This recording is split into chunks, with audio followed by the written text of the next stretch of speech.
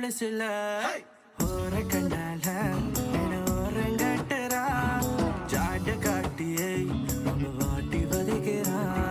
பாண்ட விளாட்டம் வந்து எட்டி பார்க்கறா பழிச்சு போட்டுண்டா ஒரு சோக்கு ஃபிகர்